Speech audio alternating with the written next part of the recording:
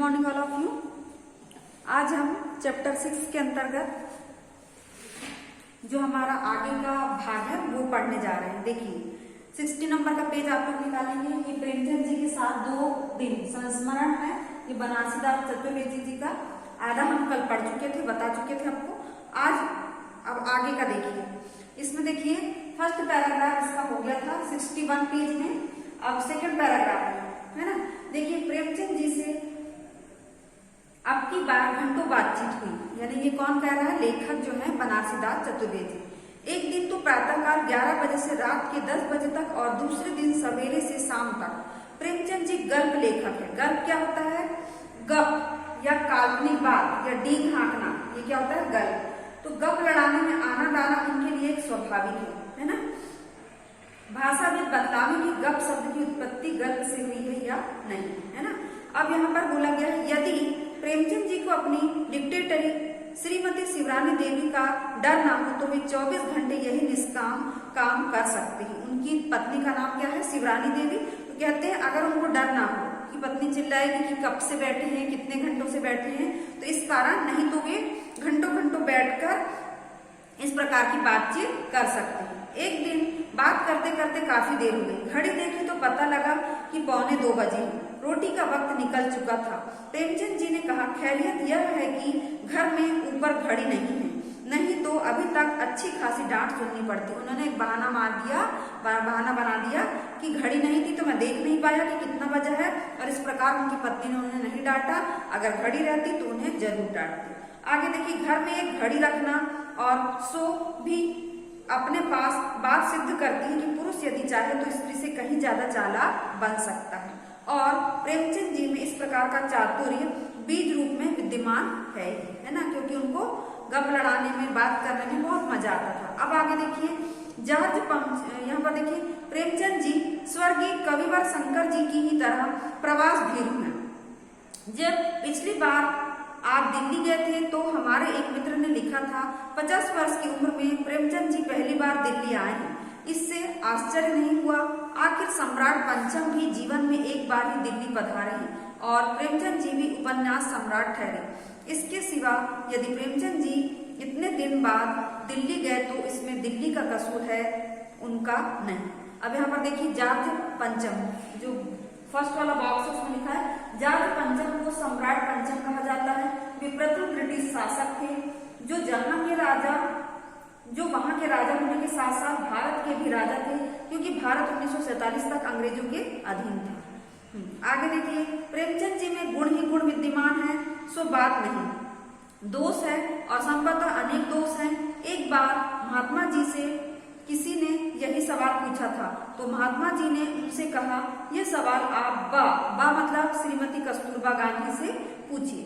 श्रीमती शिवरानी देवी से हम प्रार्थना करेंगे कि वे उनके दोषों पर प्रकाश डालें। यानी उनकी पत्नी से पूछो कि उनमें क्या क्या दोष है ना। एक बात तो उन्होंने हमें बतला भी दी कि उनमें प्रबंध शक्ति का बिल्कुल अभाव है, यानी कि कोई भी काम को योजना बनाकर नहीं करते। हम ही सी हैं जो इनके घर का इंतजाम कर सकी हैं। यानी बोले कि हम उनकी पत्नी हैं और इस प्रकार हमने ही योजना बनाकर काम किया, नहीं तो वे क्या करते हैं, कोई भी काम के लिए योजना नहीं बनाते। मतलब समय को देखते ही नहीं, बिल्कुल समय का ख्याल नहीं रहता, कोई भी काम करते। तो अब यहाँ पर देखिए गांधी जी को महात्मा गांधी के नाम से भी जाना जाता है। कई लोग उन्हें सिर्फ महात्मा नाम से संबोधित करते हैं। कविवर रविन्द्रनाथ टैगोर ने उन्हें यह खिताब दिया था। महात्मा खिताब किसने दिया था? रविन्द्रनाथ टैगोर जी ने महात्मा गांधी को। वे सुदर्शन जी के घर का भी प्रबंध नहीं करती, स्वयं सुदर्शन जी का भी प्रबंध करती है। और कुछ लोगों का तो जिनमें सम्मिलित होने की इच्छा इन पंक्तियों के लेखक की भी है।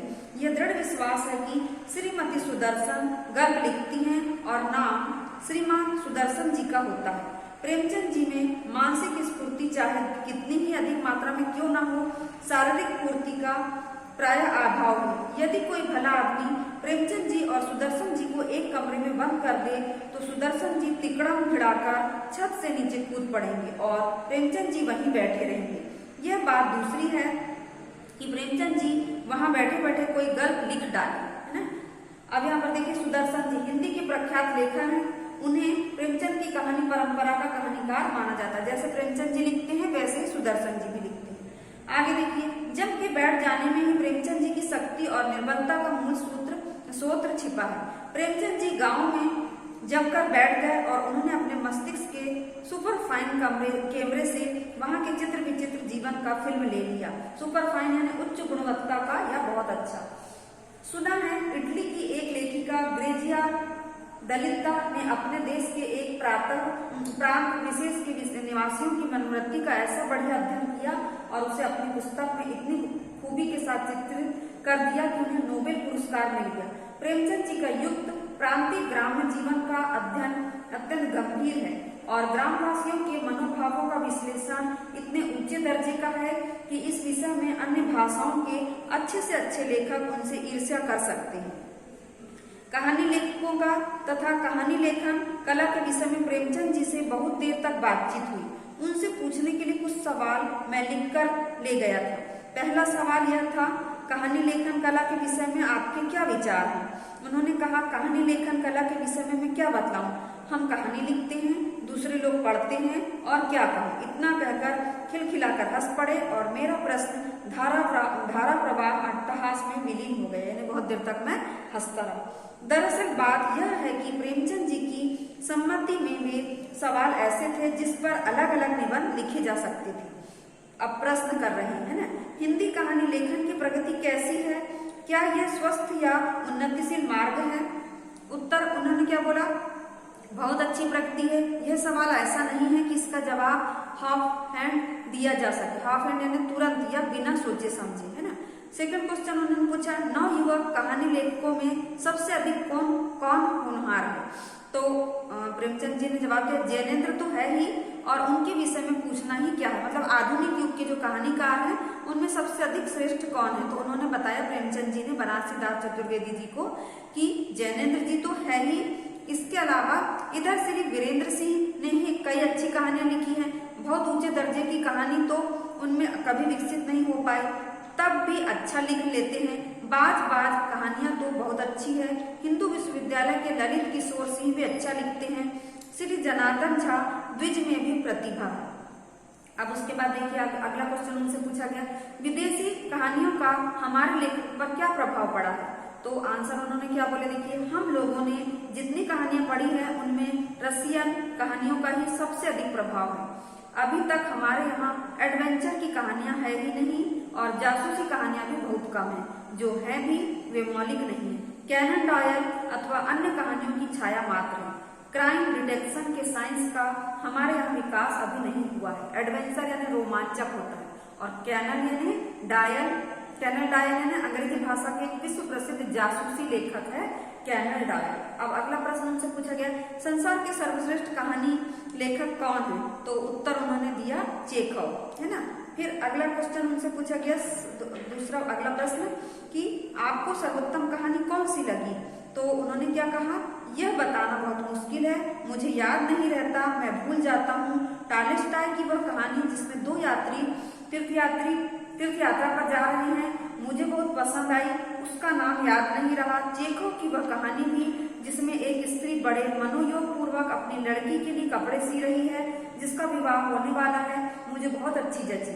वह स्त्री उतने ही मनोयोग से अपनी मृत पुत्री की कफन के लिए कपड़ा सीती हुई दिखाई गई है।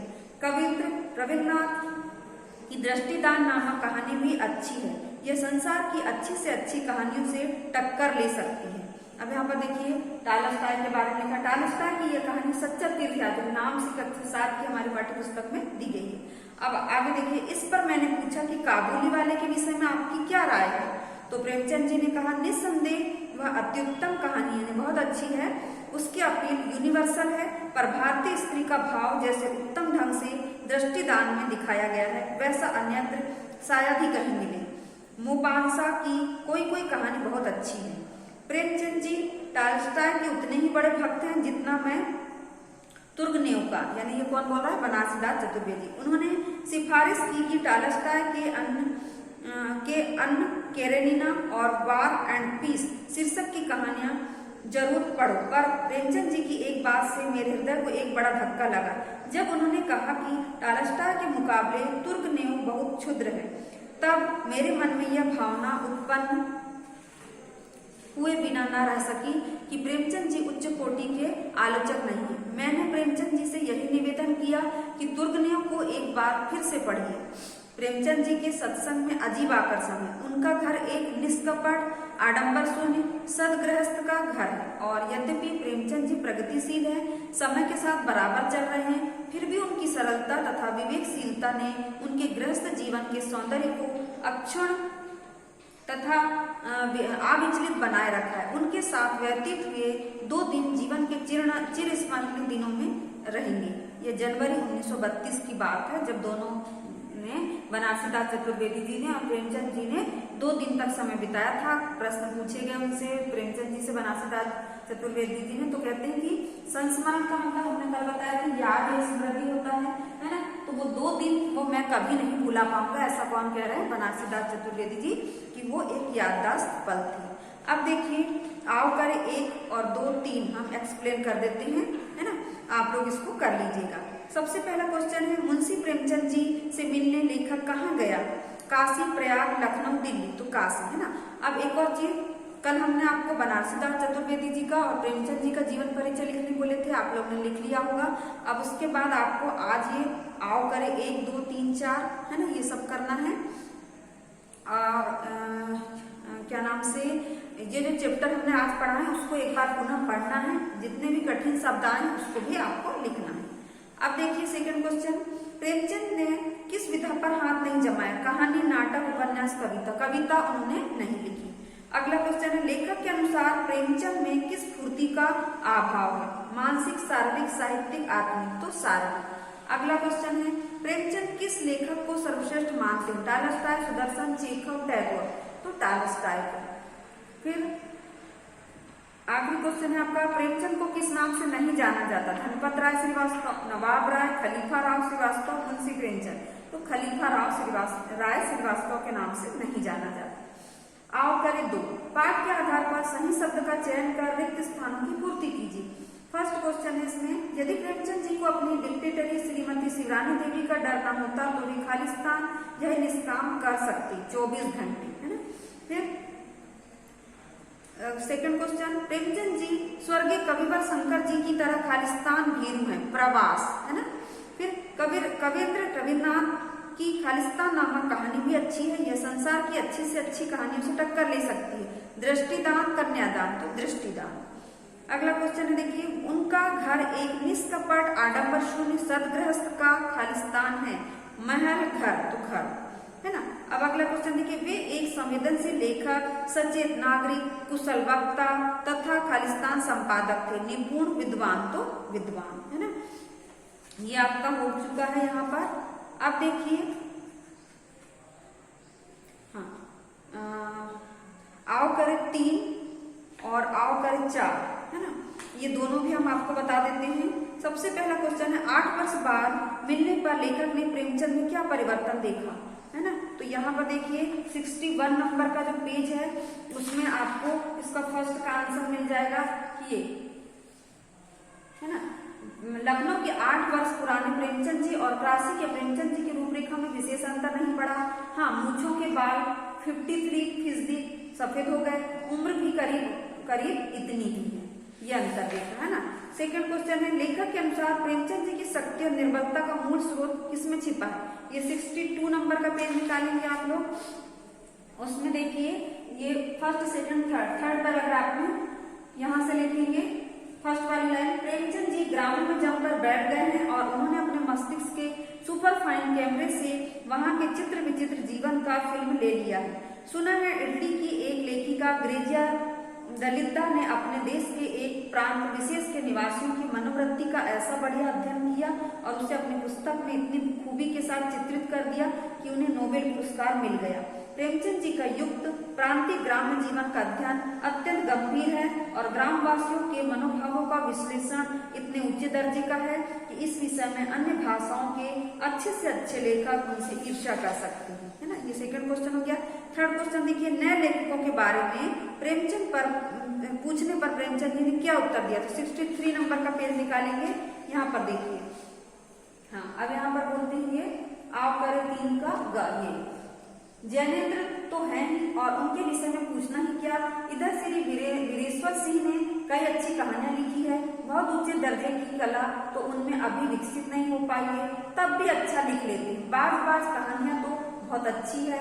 हिंदू विश्वविद्यालय के ललित किशोर सिंह भी अच्छा लिखते हैं। श्री जनार्दन झा द्विज में भी प्रतिभा। अब फोर्थ क्वेश्चन देखिए, टैगोर की कहानी काबुली वाले के बारे में पूछने पर प्रेमचंद जी की क्या प्रतिक्रिया? ये 63 नंबर का पेज, इसमें देखिए। हाँ, ये देखिए, प्रेमचंद जी ने कहा वह अत्युत्तम है, कहानी है, उसकी अपील यूनिवर्सल है, पर भारतीय स्त्री का भाव जैसे उत्तम ढंग से दृष्टिदान में दिखाया गया है वैसा अन्यत्र शायद ही कहीं मिले।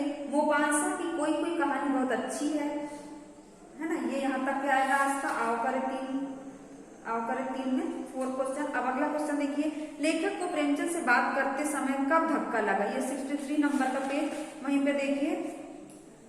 हाँ, अब यहाँ पर है, प्रेमचंद जी टॉलस्टॉय के उतने ही बड़े भक्त हैं जितना मैं तुर्गनेव का। उन्होंने सिफारिश की कि टॉलस्टॉय के अन्य कैरेलिना और वार एंड पीस शीर्षक की कहानियां जरूर पढ़ो, और प्रेमचंद जी की एक बात से मेरे हृदय को एक बड़ा धक्का लगा जब उन्होंने कहा कि टॉलस्टॉय के मुकाबले तुर्गनेव बहुत क्षुद्र है। ये लास्ट वाला पैराग्राफ आया है।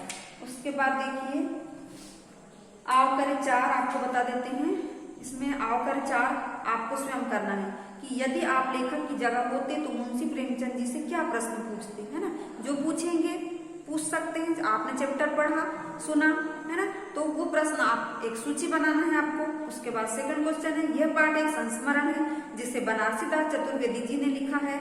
आप भी अपना कोई संस्मरण लिखिए, यानी आपको भी कोई ऐसी अपनी घटना अपने जीवन की, जैसे आप जो भी 10-12 साल जितने साल के हो गए और वहां पर कोई ऐसी घटना घटी हो, उस घटना को आप लिख सकते हैं। तो आज की कक्षा हम यही समाप्त कर रहे हैं।